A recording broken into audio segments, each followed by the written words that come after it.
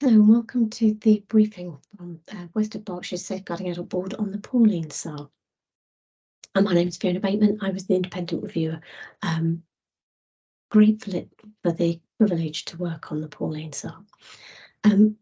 West of Berkshire, before we start on why West of Berkshire decided to commission a review, I'd like to introduce you first to who Pauline was.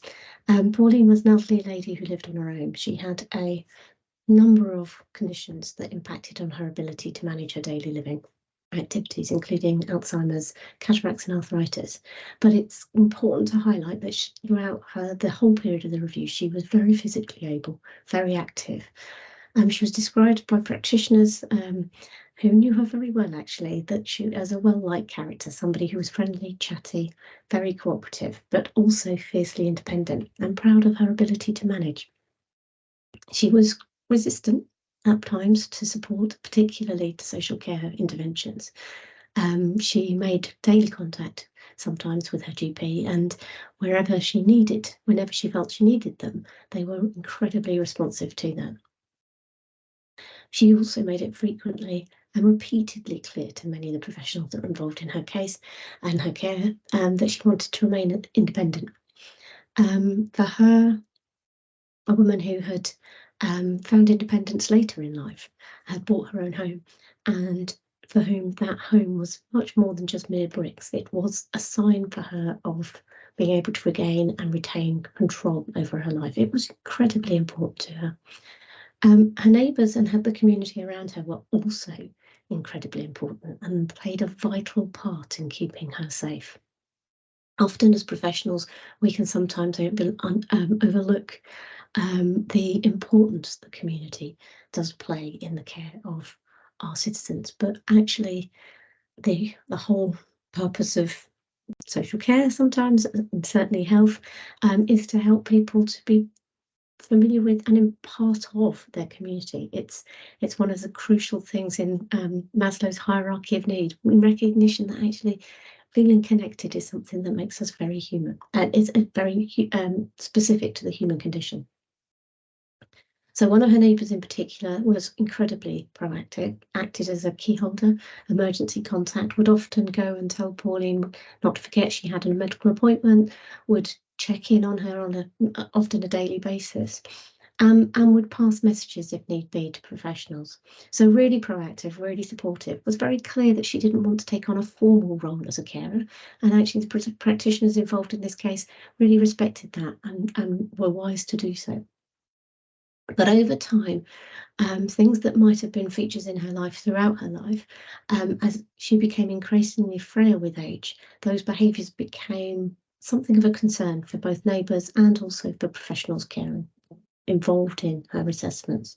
So the fact that she was not always concordant and took her medication on time, she often was seen to hoard out-of-date food.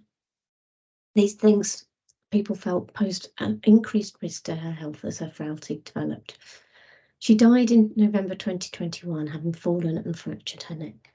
And on receipt of notification of this, the safeguarding partners took the view that this might actually meet the criteria for a safeguarding adult review under Section 44 of the Care Act. Section 44 of the Care Act requires that local safeguarding boards undertake a review of a case if an adult with care and support needs dies or suffers serious harm, and there is reasonable concerns about how the SAB or partner agencies or other persons with relevant functions work together to safeguard that adult. So at the point where they had initial information, the case review group for the West of Berkshire Safeguarding Adult Board looked at that and felt actually this might be an issue. They wanted to explore whether, given the possible risks of self-neglect, agencies did work cooperatively, did take into account the issues that would be pertinent for her, and commissioned a review on that basis. Very quickly, on gathering information and speaking with frontline practitioners, including her GP and the consultant and psychiatrist who was dealing with her ongoing dementia, it became very, very apparent that actually there was some really good frontline cooperative work, that there was some clear indications and understanding across those agencies of the risks posed to Pauline, but that they also carefully balanced those risks to her, with given her needs, with her very clear guidance and very clear ongoing, persistent wish to remain as independent as possible and to stay living in her own home. So we, as a panel, agreed that actually, rather than a mandatory SAR, this would be continued as a discretionary SAR, in part to highlight the good frontline practice, but equally to think about the ways in which the system leaders could build on that good practice following the COVID period. I appreciate that you've taken time to look at this review and to listen to this briefing, but I would really strongly recommend that you take the opportunity to read through the full report. It gives some extraordinarily helpful insights into how practitioners balanced those very competing, very difficult, complex issues in Pauline's case around the organisational risks of keeping someone safe with their own in particular needs. Throughout periods of significant lockdown because of the COVID pandemic. So it starts just before that national lockdown was announced, right up until to her death. And we were asked to look at whether the care management and safeguarding pathways were used effectively to support somebody with dementia who might be experiencing self-neglect, whether those legal frameworks were properly applied in this case, and if there were any challenges in agencies applying them, whether barriers to professionals when considering mental capacity and best interest decision in risk management, and if engagement between frontline staff and Pauline's neighbours was appropriate. Just by way of quick hit, I mean, absolutely it was. It was phenomenal to see the respectful conversations that were had, and the care that they took to encourage the neighbour to share their concerns whilst respecting Pauline's right to privacy, but need for protection. So the work that was done with the neighbour, and I can't commend the neighbour strongly enough for the care and the support that she offered Pauline. It's one of those cases where you hope to have such caring, supportive neighbours, if indeed we're lucky enough to get to Pauline's age. Was the impact of COVID also an important factor for us to look at? And again, one of the key findings here was just how far agencies worked, recognising that the complications that COVID brought alongside the limitations on people being able to go in, on having free access to other services, meant that they really did understand and apply that within their risk management. So again, really excellent practice, really fantastic opportunities to read through that report around how to prepare for future pandemics or other business continuity issues. In terms of Pauline's case, the other thing that we like to do is kind of contextualise that for what we know and why we think this might be a case that could shine a light on other situations, other people living in the area. So within West Berkshire, there's estimated about nearly 5,500 people over the age of 65 who are living with dementia. You have the Dementia Action Alliance, who have published their action plan to deliver on a strategy and to work towards necessary improvements to enable people with dementia and their carers to live as independently in the community for as long as possible. Sitting alongside that, the National SAR analysis in 2020 identified over 100 cases of adults who had died or suffered serious harm due to self-neglect. And the practitioners' briefing that accompanied that analysis identified 3 key areas of work that for practitioners to think about within their own practice. One being to pay very close attention to mental capacity. Ensure that you're recording the capacity assessments, particularly if an adult is consistently disregarding high levels of risk to themselves, and thinking in the context of that impaired executive brain functioning on decision making.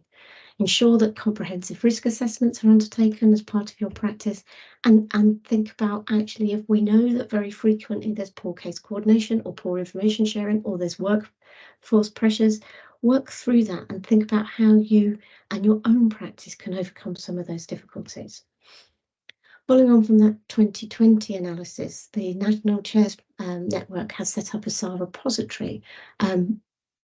A quick search of that today indicated 463 references where self-neglect and dementia continue to be a factor in the death or serious harm of an adult with care and support needs. So what that tells us is there's still a huge amount to learn from cases like Pauline's, and how we can use that case to really think about what we must do differently. As I say, within Pauline's case, it's a very rare thing for a safeguarding adult review, which is commissioned only if we think serious harm or death has occurred because of poor practice within multi-agencies.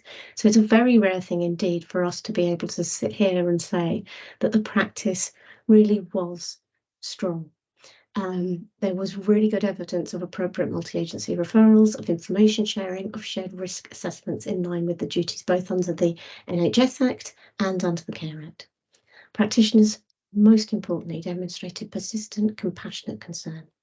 They respected her ability to manage as best she could, gave consideration and tried to think of ways in which they could support her to mitigate the risks of her poor compliance with medication through assisted technology. They helped support her and to manage her nutrition, given her practice of keeping out dangerous foods. That practice was in line with the local self-neglect policy, and they were mindful of that understanding that's needed to just look beyond the mere symptoms or the presentations, i.e. of self-neglect, to the person that sits behind that. There was evidence too of multi-agency cooperation to address the complexities and uncertainty for practitioners of managing foreseeable risks to Pauline, given her reluctance to accept support. She was, as I say, a feisty and fiercely independent woman, but one who could be persuaded and understood people's concern, was not nosiness, but out of genuine concern for her. And sought help when she thought it was needed. So there was a really clear balance, we felt, when we were looking at this, between the complex decision making of, do you keep someone purely safe, or do you keep them as safe as possible, knowing that keeping them purely safe would possibly make them quite unhappy. So yeah, that balance between their wishes and feelings and the organisational responsibilities to keep someone safe. Sometimes, however, in key points of practice, practitioners did find their ability to offer solutions to connect those relevant legal rules with professional priorities and the objectives of ethical practice. A quote from Michael Preston Shute and Susie Bray's excellent work on self-neglect was thwarted by a misperception of how legal frameworks operate.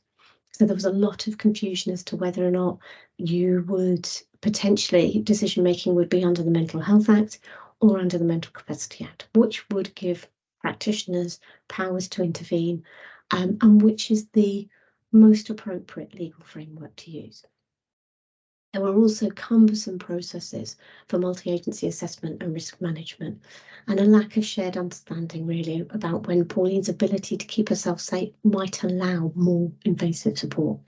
Frequently, practitioners said that really at no point did anybody feel that Pauline had got to the point where they would look to remove her liberty in order to place her somewhere in a place of safety, either under the Mental Health or the Mental Capacity Act, though they all did accept that she was getting close to that point, at the point where she died.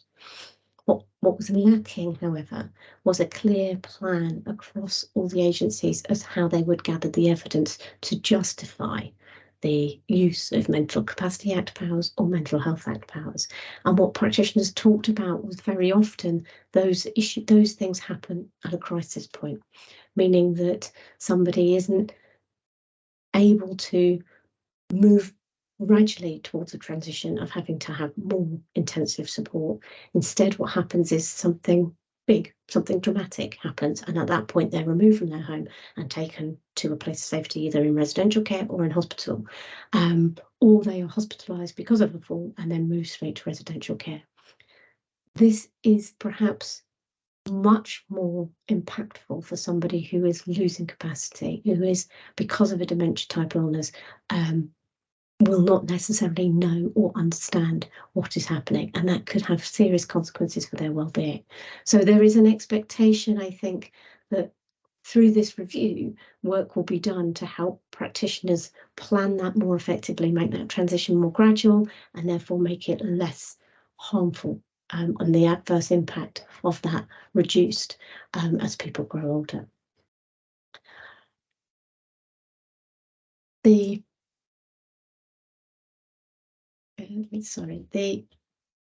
way in which the courts have kind of looked at this, and the way in which we as practitioners should be thinking about this, is really putting at the forefront the idea that actually anybody, all of us, have legal rights. We have a right for our human rights to be respected, and that means balancing that Article 2 right to life and the prohibition on inhuman integrating treatment against the rights of privacy, to determine, respect for your home, to respect for your private life, and to not deprive somebody of their liberty unless it's necessary and proportionate in the circumstances. I've chosen a few quotes which I think hammer home how the judges in the Court of Protection and in the High Court really focus on this, and they're really clear that actually, despite that healthy and moral human instinct to protect vulnerable people from difficult or unwise decisions, their fundamental right is to make decisions where they have capacity to do so. The freedom to choose for oneself is part of what it means to be a human being. And as Mumby famously said, we have to have that sensible risk appraisal, the proper balance between tolerating manageable and acceptable risks, as opposed to in order to achieve some other good. There is no point in making someone safer if it makes them miserable. But Peter Jackson also reminds us that when somebody has lost capacity, that is not an off switch for their human rights. In fact, he says the wishes and feelings, beliefs and values of people with a mental disability are as important to them as they are to anyone else. In fact, maybe even more important.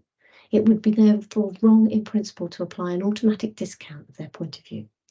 Mr. B's best interest in the case he was looking at, to take away what little remaining independence and dignity he has in order to replace it with a future for which he had no appetite, could only be achieved after traumatic and uncertain struggle that he or no one else would want to have to endure.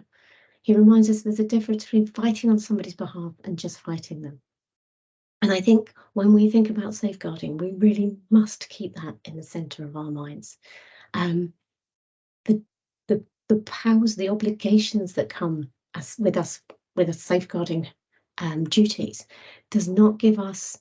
We are not Avengers. That we do not have a cloak of invincibility or a we must really be very clear about why we're proposing what we're proposing to do, why we have the legal powers to do that, and where they come from, and that it's necessary and proportionate in every instance. Making best interest decision is always on the decision maker. So if that's social care, if that's a clinician, they must not just balance up whether the medical need or the social care need will alleviate X, Y, or Z. They must consider that person's welfare in the widest sense, social, psychological. They must effectively put themselves in the place of that individual patient. And that's what is expected, and all that is expected of each and every one of us when we make these difficult decisions. So, although we did find very, very good practice in this case, we made some recommendations for how system leaders could build on that. One of which was to advertise the good practice that did occur, because actually we know that we learn as much from cases and from good practice as we do from those where the outcome and the practice wasn't what we would have hoped. But what we've asked the West of Berkshire Safeguarding Adult Board and their relevant partners to focus on is to work with the Dementia Action Alliance to think about your local dementia strategy and ensure that there are both clear pathways between the voluntary community and faith sector organisations, primary care specialist services, but also that there's clear guidance to those individuals within those all different organisations to provide holistic needs assessments and risk mitigation at the point of diagnosis of dementia or Alzheimer's and at regular intervals as the condition progresses. Pauline had a diagnosis many years beforehand, and that was regularly reviewed. And in her conversations with her psychiatrist, she was very clear about what she wanted in terms of treatment and pathways. But that didn't always inform that multi-agency input, including the conversations with her GP. There wasn't a very clear pathway for cross-communication between specialist services, primary care and adult social care, and particularly not a very clear pathway with those that might be helping out on a day-to-day basis, such as a neighbour. We felt that for this to be really effective, adults' wishes must be clearly recorded, respected, and it must be clear about how the legal framework will sit around this and support practice to make those good multi-agency risk care and treatment plans together. We also felt that the availability and range of assistive technology should be more widely understood by all parts of the system, including frontline responders. We also wanted to see clear links to the local direct payments and personal health budget policies so that people really understood about how to maintain that independence in someone's own home for as long as possible, how you mitigate some of the risks, and so that you can do that balance that Mumby advocated in the MM case. The availability also of temporary respite, step up or step down, or supported living options might allow for that gradual move into less independent accommodation as opposed to a sudden and dramatic because of an incident. It would also, clearer guidance on the use of the Mental Capacity Act and deprivation of liberty safeguards could also prevent an over-reliance on Section 2 Mental Health Act powers. There was concern around some areas of practice that the systems, the practitioners used those systems they knew and were familiar with.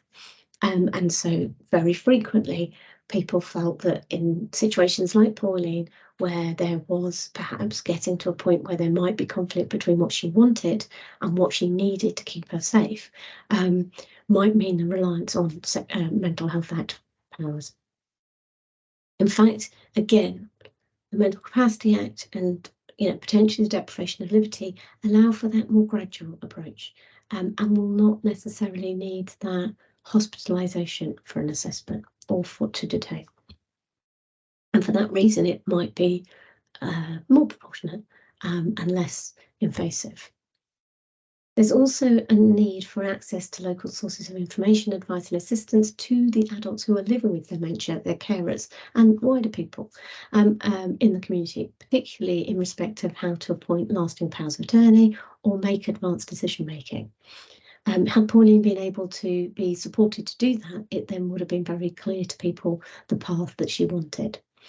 And there's a need as well to provide guidance modelled on the current existing Mental Health Act protocol of the steps that agencies can take when they're unable to make contact with an adult living in the community with dementia. This really needs to focus not just on those powers that social services can have to go and do checks and all the rest of it, but also those wider powers around public protection. At what point that might it be necessary to utilise the powers of entry that other agencies have, such as housing or police or environmental protection, but to do that again in a necessary proportionate way. And thankfully for Pauline, she always could be contacted, and she regularly had very, very lively discussions with the practitioners that came to her door. But of course, the final contact was with police, who did utilise the police and criminal evidence powers of entry in order to find her. The other areas that we wanted to explore was maybe the West of Berkshire SAB considering a public awareness campaign to provide practical advice on providing that compassionate, safe opportunities for social interaction with adults with dementia who wish to remain independent and value their place within their community. It was very telling that at one point, one of the practitioners at the events talked of WhatsApp groups being utilised during the COVID pandemic when somebody was worried about a neighbour or somebody from the community who might be wondering, and how quickly others within that WhatsApp group was, oh yeah, no, that's fine, I know her, I'll come and get her, I'll bring her home and make sure she's safe. So there is a real sense within West Berkshire of that real value of the community and the new ways in which we do communicate, and using that as a force for good. So having that wider public awareness campaign, being comfortable and confident that if we want to move towards, and we should, that idea that people with dementia should be living in the communities for as long as they possibly can, we will need to work with the communities to develop that.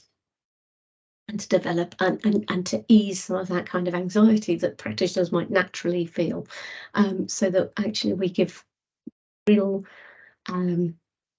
weight to those wishes and feelings of adults with care and support needs. We also felt that it would be useful to provide guidance to first responders, primary care, trusted assessors, and community health and social care review teams on the availability of technology